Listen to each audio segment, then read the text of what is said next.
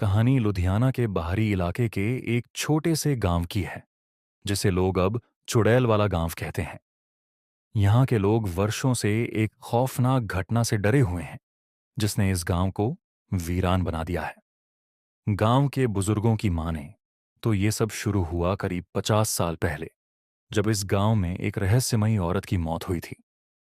गांव में एक साधारण परिवार रहता था, जिसमें एक विधवा औरत रुक्मिणी और उसकी बेटी मीनाक्षी रहती थीं। मीनाक्षी बेहद खूबसूरत और समझदार लड़की थी, जिसकी शादी की बात चल रही थी।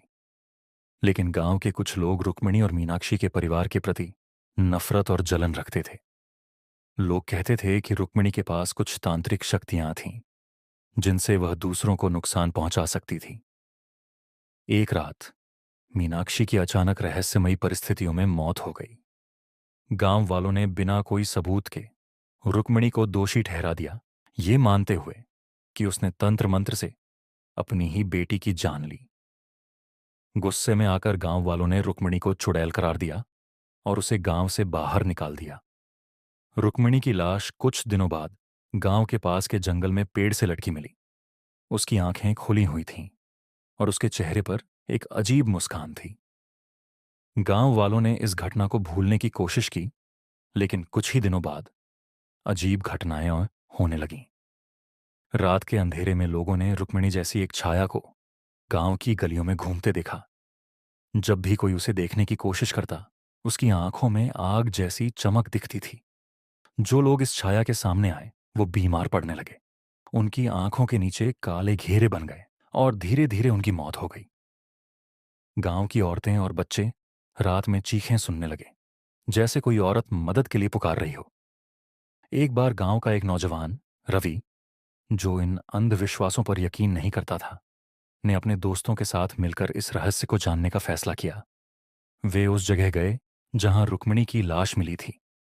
वहां पहुंचने पर उन्होंने एक पुराना पेड़ देखा, जिसके नीचे अजीब निशान थे, जैसे किसी ने वहां कुछ अनुष्ठान किए हों।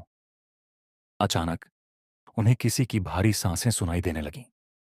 जैसे ही वे पलटे, सामने रुक्मिणी की आत्मा खड़ी थी, उसी पेड़ के पास जहां उसे मरा हुआ पाया गया था।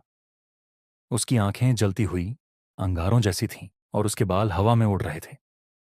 रवि और उसके दोस्तों ने भागने की कोशिश की, लेकिन उनमें से दो वहीं बेहोश होकर गिर गए। रवि किसी तरह गांव वापस आया, लेकिन उसके दोस्त अगले दिन मरे हुए पाए गए। इस घटना के बाद गांव में दहशत फैल गई।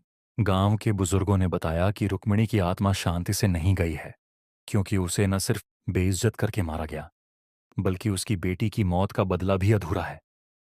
उसका खून अभी भी बदला चाहता है, और जो भी उसके जंगल के पास जाता है, वो कभी वापस नहीं आता।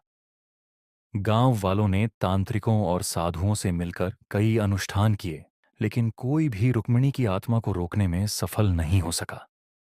आखिरकार गांव के लोगों ने उस जगह को छोड़ दिया। आज भी लुधियाना के बाहरी इलाके में उस गांव को दूर से देखा जा सकता है, लेकिन वहां कोई जाने की हिम्मत नहीं करता। कहते हैं, अगर रात के समय आप उस गांव के पास से गुजरें, तो आपको किसी औरत की चीखें सुनाई देंगी।